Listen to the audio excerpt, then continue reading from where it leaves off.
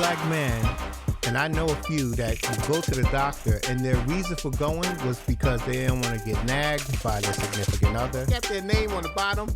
You know, it says Nelly, special co-host. Speak Now, Hold Your Peace. Same thing for David. They come on the show. They my number one hitter. Every time there's a shooting, people are saying, you know, we need more gun control. Welcome to Speak Now, Hold Your Peace, a live broadcast with real conversations about community social issues, politics, business, health, self-care, and more. We broadcast live on the Speak Now, Hold Your Peace Facebook group and the Speak Now, Hold Your Peace YouTube channel. And now, here's your host, Saywuddafeel, Dre.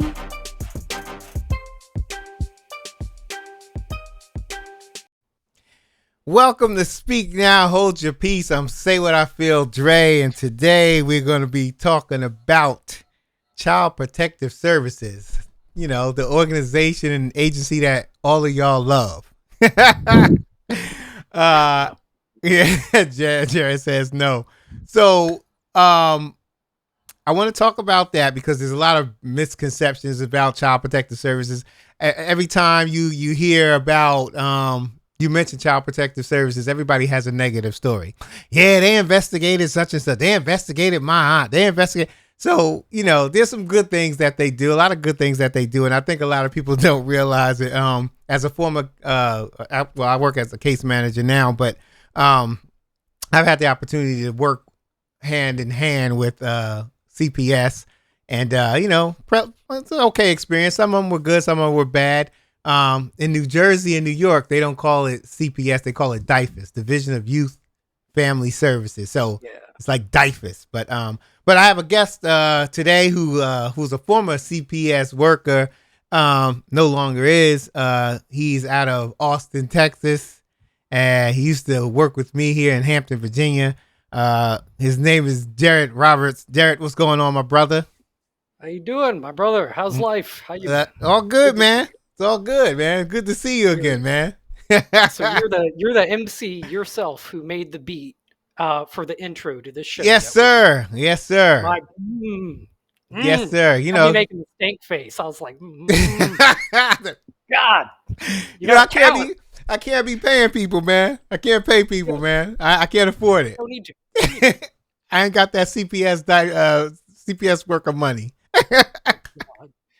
Yeah, they pay us by the child removal. I don't think you've heard.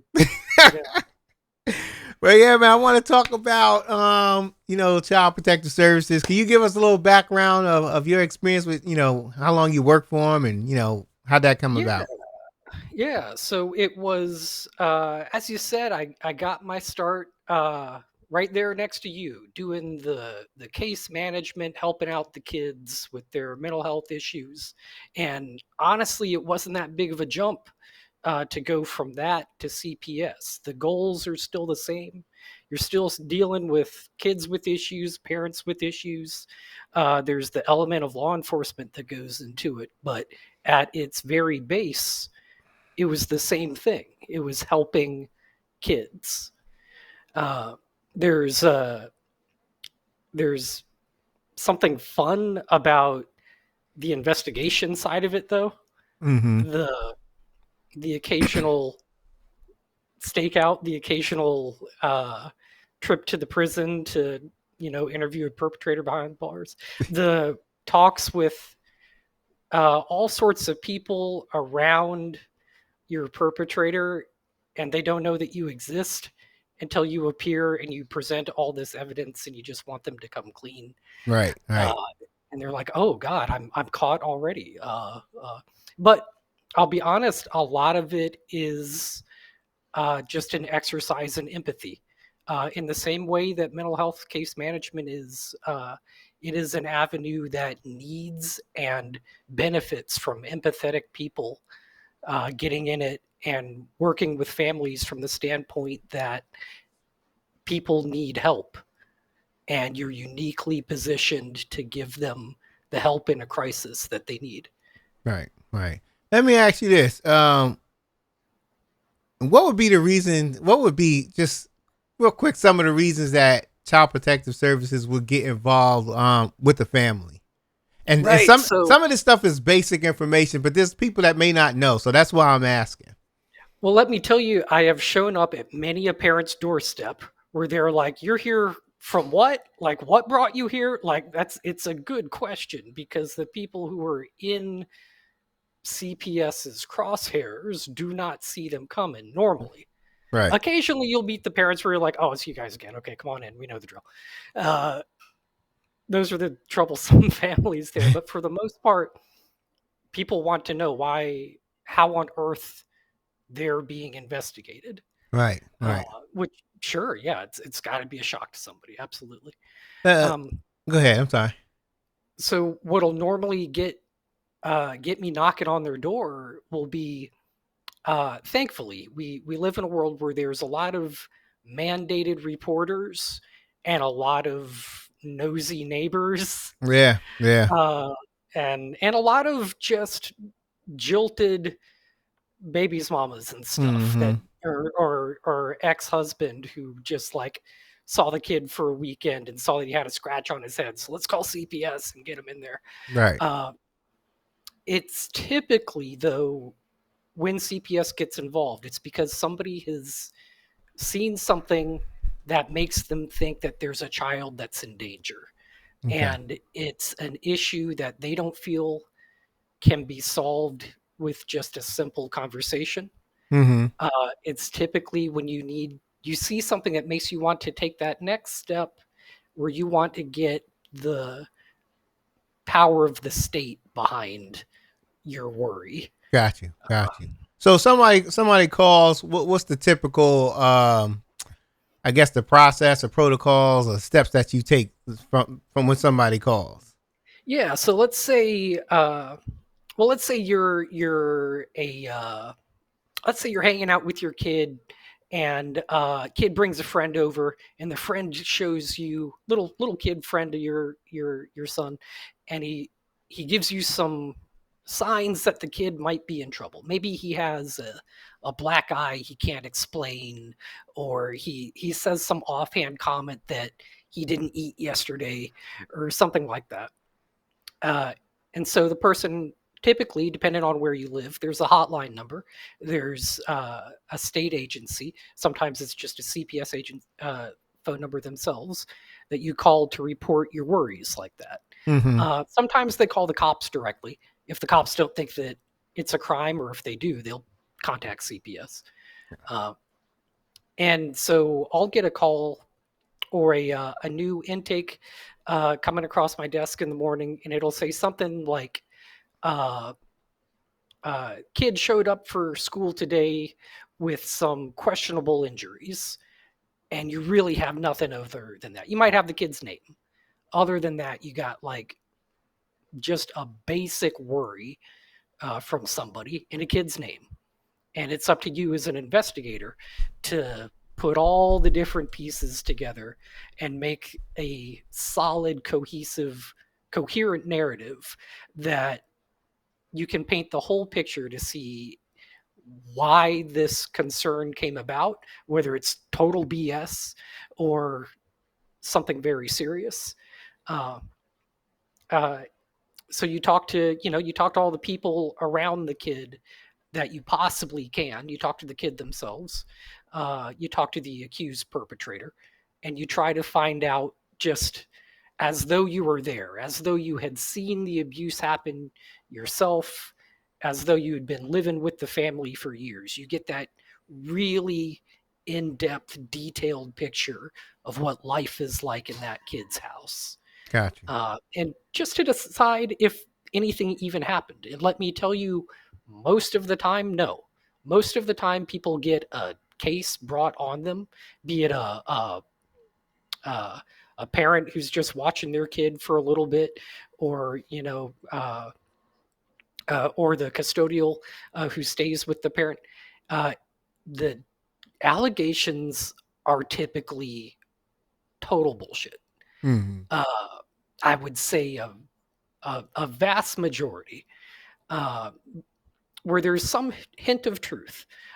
You always have to make sure that even if it, whatever happened, didn't cross the line into abuse or neglect, you want to be absolutely sure that that kid is heard 100%, that they have every opportunity to tell you anything that wasn't even alleged, that they Mhm. really feel safe around you and they feel like they can tell you about any problems that they might be having in life.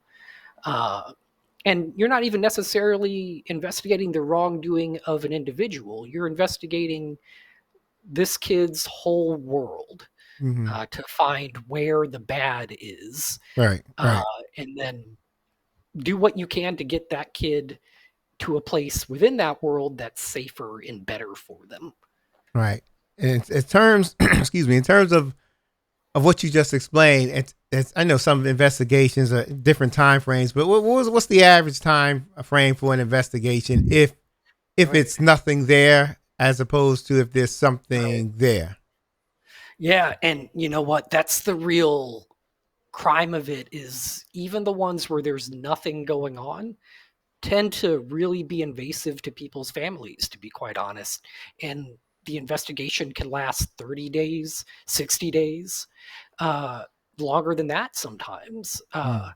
because you can see it at first glance and you can go into someone's home and you can talk to their whole family and you're like, okay, yeah, there's nothing here. And then you call the aunt on the phone 2 states away, and the aunt is like, oh, you didn't see the the slash marks on the kid's upper thigh. You didn't see the stash that dad keeps in his shoebox under the bed. And you're like, oh shit. Okay, now I have to prove or disprove all this other shit now. Uh, the investigations are thorough and painfully invasive. Uh, and I really do feel for the families who really did nothing and get a case brought on them. But it's all worth it knowing that you'll eventually run across that family that if there wasn't the intervention, you would have a deceased child on your hands. And I've seen enough of those cases that it kept me investigating those bullshit cases incredibly thoroughly to make sure they weren't becoming one of those other cases. Okay.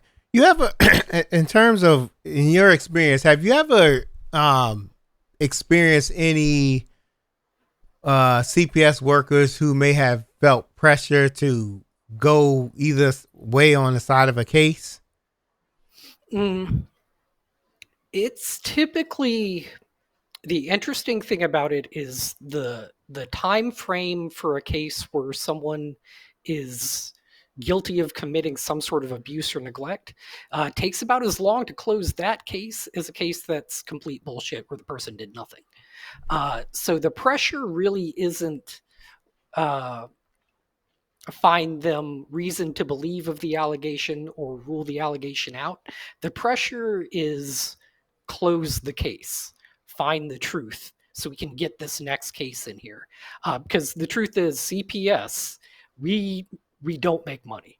Like, you don't get into this field because you want uh, to be able to make ends meet or pay your bills on time. Yeah, you ain't gonna Uh, get rich doing that. I can tell you. Hell no. Uh, uh, so because of that, because it is a notoriously low paying job, it's social work.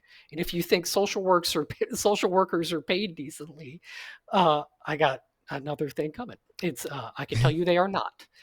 Uh, and so because of that, there aren't a lot of workers in the field.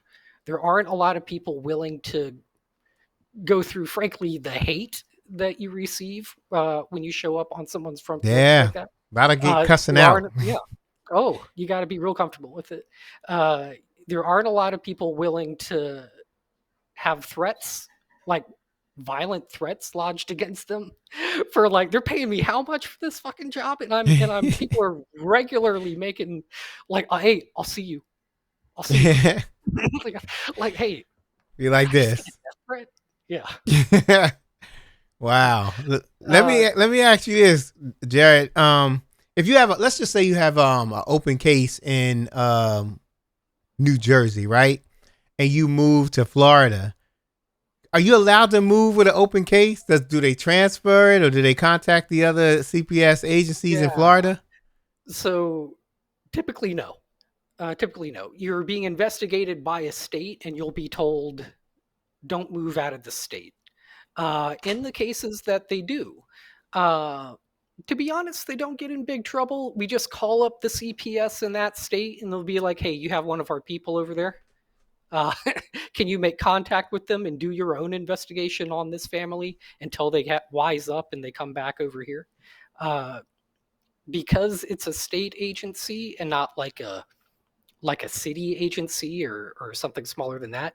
Uh, there's a lot of communication between different strong government structures. So there have been plenty of cases of mine where I was regularly calling up a neighboring state to say, "Hey, a dad on my case is visiting a relative in your state this weekend."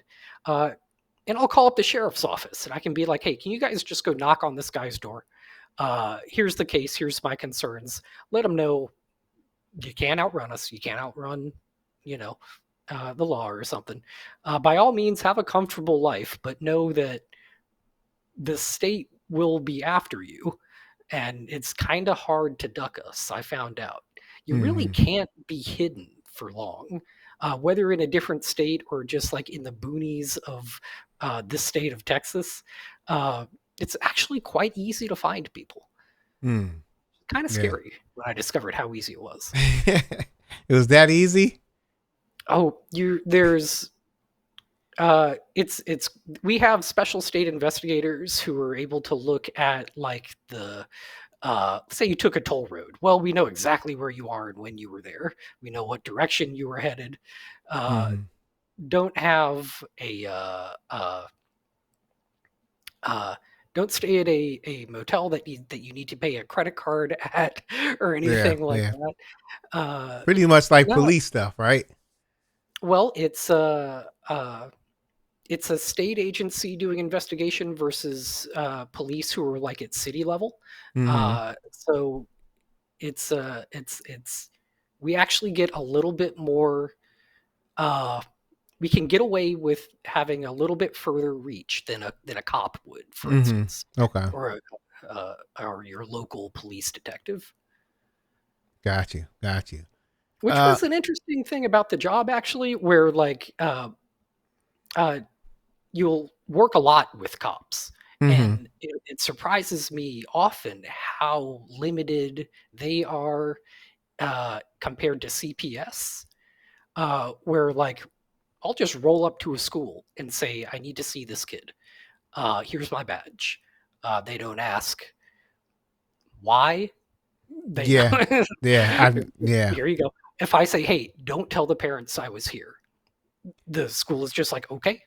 Yeah, there's a high level of respect for CPS workers, and because I've been to some schools, even as a case manager in Jersey, they don't. If you're a case manager, come on in. If you're a Mhm. CPS worker, diapers worker, they will not ask any questions. I've been with some diapers workers going to a school, no questions asked. They come right in, and you're right. If you tell them not to say nothing, they're not going to say nothing. I totally get that. Incredible, but Yeah. yeah. It's, Oh man. it's so intrusive, right? I mean, from Yeah. the family's perspective, you're like, okay, so who I got asked a lot, who at the school did you talk to before I found out about the investigation on me? Yeah, because they're Like, gonna go and well, cuss them out. right, right. Uh, so yeah, but I keep it. Yeah. I I've never let them know who I spoke to, who Right. saw my face, And who even knows my name. that was Uh, that was my next question. Have you known any CPS workers to actually slip out and tell somebody? I've known CPS workers that had to change where they lived Oh, uh, really? Wow. because of people. It's like I said, it's easy to find somebody. Right. Uh, Right. as a civilian, as just a normal schmo on the street, you Mm-hmm. actually have a lot of the same tools online. Gotcha. to just find somebody. Uh, so yeah, I know people who've uh, been under genuine threat of danger Mm-hmm. from genuinely dangerous people. Wow. Uh, Wow. That's something. Let me ask you this: when let's just say a child is removed from the home, well, you go out, you investigate, and right then and there, something you know the child got to be removed. Is the child allowed to? Can the parent request, say, okay, I know you got to remove this child from the home? You know, can the child go to? Can the parent say, can he go to his grandmother's house or such and such house yeah. temporarily? Are you allowed to do that? Man, there was a time that I was part of a police raid Mm-hmm. on way behind everybody who had the body armor and the riot shields and Right. the Right. way behind them, and things had to move quick. Mm-hmm. A mom came running out of the house with a bunch of kids and barefoot and in tears because she knew exactly what was up. She looked straight at me in tears and saying, "You're going to take my kids, aren't you?" And Right. I was like, "Before we even talk about that, tell me who you would like your kids to go with tonight." And we came up with a list. Well, the cops are telling me, you have to finish this and get the F out of here because Right. there might be a gunfight. Right. So we're running to the next house, ducking behind a neighbor's vehicle, Mm-hmm. and I'm still taking the time to ask the mom, okay, who's auntie, who's granddad, where do they live? Are you okay? Are you cool with them? Are the kids cool with them? Like, I'm not keeping these kids. I don't Right. want them. Right. Right. Like, who do you trust with these kids? Mm-hmm. Uh, that's question number one. Sometimes you don't get the chance to ask that question. Sometimes, uh, kids showed up on the street somewhere and their parents were arrested, and the kid is missing somewhere. Someone found him. And then the kid is yours, and you got to find that auntie or granddad. Right. Uh, but yeah, it's priority one is put these kids where they will be safe, and most of the time, that's with dear protective grandma or Mm-hmm. someone around those lines. It's Like always tonight, grandma. It's always man, grandma. grandmas are the Yes, best, they are, aren't they? man. God, the Always world would grandmas. be effed without grandmas. Yeah, definitely. Most definitely, man. So when you take a child out of the home, um, what's the normal? I guess there's so many different cases, so it'd be hard to answer this. Yeah, But what's the average time that the child is away from the mom and the child can get back mhm. in the home? That's great. That's a wonderful question. And you're right. It does vary extensively from case to case. And I want to be clear, in maybe 300 cases, open and closed, maybe somewhere around there, I had 4 actual removals. So the removals are rare. We're known for that. CPS is known for that. They take your kids. That's immediately what goes through a parent's door when they That's see me. yep. Like, that's, oh shit, they're here. Right, Grab my right, kids, hold them real tight. You're not taking them. And I'm like, ma'am, I'm not here to do anything like that. Like, right. if I were here to take your kids, you The would already police will be in be with you. handcuffs. Most of the time, sometimes it is just you. Uh, but the amount of time it takes to get the child back when they've been removed is something that's dictated by the circumstances of why they were removed. If the ball is in the parents' court, and it sucks because they might feel like they're 100% ready to have their kids. They had them yesterday. As far as the parent is concerned, they were just fine. Mm-hmm. Why is it taking me so long to get my kids back? Why are you making me jump through all these hoops and whatnot? But a lot of times, it's contingent upon how mom does in rehab, or uh, can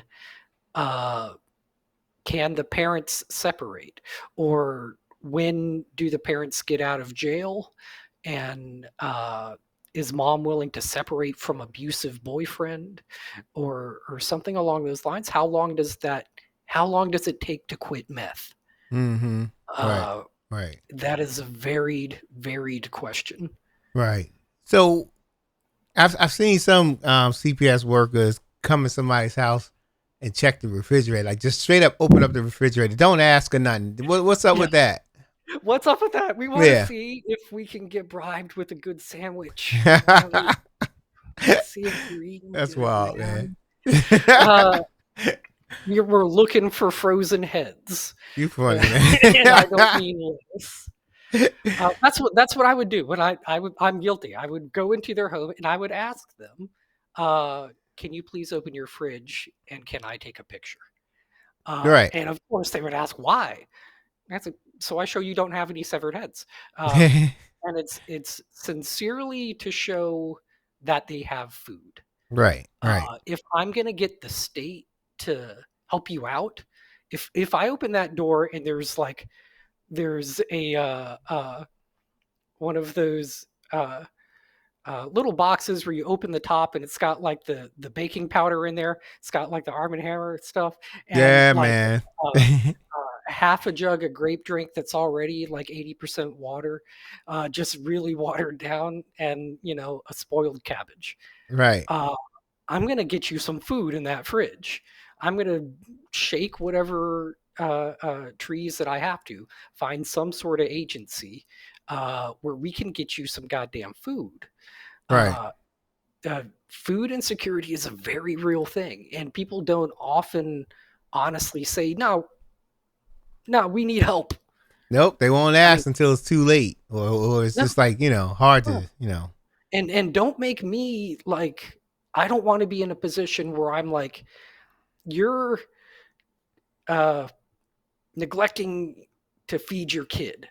Uh it's almost never that simple. It's more like you really need help to feed your kid. It's not your fault. Right. So let Right. I hate to be that invasive, but we need to get in there and see what you need. Right. Uh, and also, if you've been talking to the dad, and he's like, "Yeah, I've been in AA. I've been clean and sober for 4 years. My wife says that I choked her in a drunken rage, but I haven't had a drink in forever." And then you open it, and the door just rattles with booze, and you're like, "Okay, be straight with me." Right. Right. Wow. Let me ask you this. I want to jump back to the part about taking kids, right? I Mhm. hate to say it in that way, but let's just say if a kid needs to That's be what it feels like. yeah, I just say if a kid needs to be call it removed. what it is. Huh? Sure. Sure, you can call it that, but from families, you're calling it exactly what they're feeling. Right. Right. So when it comes to, let's just say you don't have to remove a child right then and there, you do an investigation. How much does your recommendation weigh on the final outcome of what you do? Mhm. So I've been to court a few times. Anytime you remove a kid. If it's done either like spontaneously, like it's an emergency, there's no time to get approval for a judge. You just gotta swoop in, grab this kid, get them somewhere safe, or they're gonna die. Mm-hmm. Or you do a lengthy, long investigation. Man, I've had some that were months and like half a year, months long, and eventually got to the point where I was like, okay, I can't ignore this. I have to take this kid. Mm-hmm. Uh, Either way, you eventually have to present that to a judge.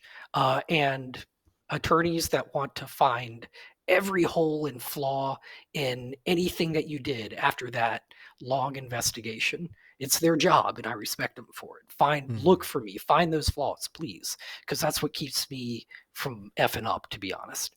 Right. Uh, uh, so you'll you'll take those kids, and I'll use that term because that is what it feels like, even though it's Mm-hmm. temporary. Right. Um, uh, the the struggle to get them back is long and arduous pretty much every time. The shortest one was like I don't know 2 months. Hmm. Uh, Try going a weekend without your kids. Some parents, it's death. Yeah. Uh, Yeah. so they have my empathy when they're going through this. Uh, and I'm totally sorry I got off on a tangent. And, No, that's all. It's fine. It's all good, man. It's all good. um, Wow. I just say, because I asked, some of these questions because there's a lot of people who are watching. It's just like they just think Child Protective Service is the enemy, and I just felt they might want to know, like, hey, look, get a better inside look on what they do, Right, because right. it's not, they don't get paid for taking kids, they don't get paid for making your life miserable. Okay. If anything, when they get investigations, what they want to do is close fast, and they want to make sure the child is all right. So you know, it's just their job. So It's true. it And is. and what you say rings very true. There are a lot of cases where uh, you're going to start out uh, very suspicious and angry of the entire system. Mm-hmm. Uh, and there are people who will be fearful of CPS.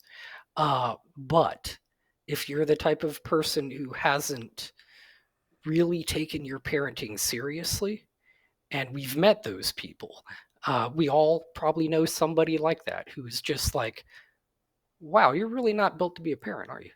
Uh, Right. if you're somebody who does not take this life that's completely entrusted to you very seriously, then you should be fearful of CPS. Right. Uh, we will approach it with empathy. I know empathy was I would live and breathe it every day. It's how I approach families. Typically, you don't do something heinous to a kid unless something has been done equally terrible to yourself. So you will work with that parent to get them the help that they need so they can raise their kid. Uh, but if your approach to parenting is literally what most people would consider abuse, you should be very scared Right. because Right. you've got an entire state coming to get you. Wow. Yeah. So I'm gonna get you out of here on one last question. Um, then I'll just give you, ask for your final thoughts. This last question. Are a lot of your cases with young moms, teenage moms, maybe 20 and under? How, Mhm, how, mhm. how many cases about, like, percentage wise? Right. So if I got 4 new cases in a week, I guarantee you at least one of them is some young mom.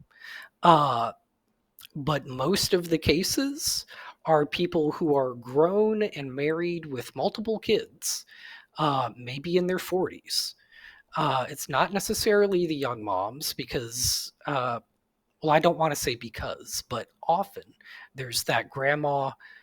For the younger moms, there's that Mhm. grandma in the wings that's kind of sorting them out. That's kind of making sure that there's that other set of eyes on the family and the mom is doing what she's got to do. Right. Uh, I would say the majority of my cases were an allegation of some sort of domestic abuse in the home that the kid had to witness. Gotcha. That's what trips a lot of people up. There'll be guys who will think they can just beat on their wife all day long, as long as they don't hit their kids. They're not CPS has no business with them. No, you've brought your kids into an environment where they're learning to now beat their wife Yeah. And and yeah. keep that cycle going. Odds are, if you're beating your wife, I hate to say it, typically after the investigation, I found that you've also beat your kids a little bit too. Yeah. Yeah. But just subjecting a kid to the environment where that type of violence is happening is often more than enough. It falls under neglectful supervision. Right. You're not Right. supervising your child well if you're subjecting them to your mom's black eye. No Yeah. one likes to see that. Not to mention all the emotional, like, That's exactly what I'm it's talking about. The crazy, man. emotional Like, abuse that puts on somebody. You got to break the cycle. And yes, yes, absolutely. So I'm gonna get you out of here, Jared, on your final thoughts. Just, I usually ask some of the guests what are their final thoughts, and then I get them out of here on that final thought. So what are yeah, your final thoughts? so I was talking with my wife earlier today. I aged about 8, 10 years. I aged about 8 or 10 years in the 1 year of my CPS work.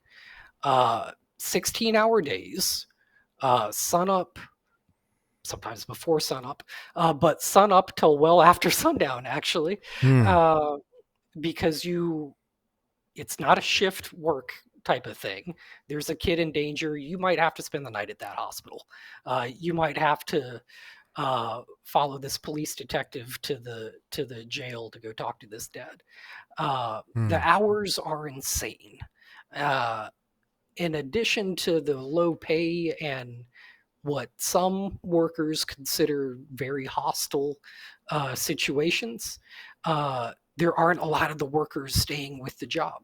So if you do see a CPS worker, uh, there's a 50-50 shot I'll give you whether or not they're just an incredibly worn out, bitter asshole, uh, or someone who's uh, willing to work with you and have empathy. Uh, I would just ask that if you're ever on the receiving end of CPS, uh, uh, be cognizant of the fact that they're probably just people, just like you, just like a lot of cops I meet. Gosh knows there's some cops that just shouldn't be cops. Hmm. There's some CPS workers that just shouldn't be CPS workers. Right. Uh, uh, just approach it with approach your investigation with some understanding and disposition that maybe there's something you can change and this doesn't have to be a painful thing. Right. Right. Um, Okay. Well, thank you, sir. I appreciate you being on, and we're gonna get on out of here. Everybody, thank you for listening. Well, listening and watching, because some of you are listening, but I thank you for those who are watching also. Jared, I appreciate you. Stay on, and once we go off, to stay on. And everybody else, have a blessed day, and we're out of here. Peace. Later. Thank you. All right now. Thank you for watching the Speak Now Hold Your Peace live broadcast.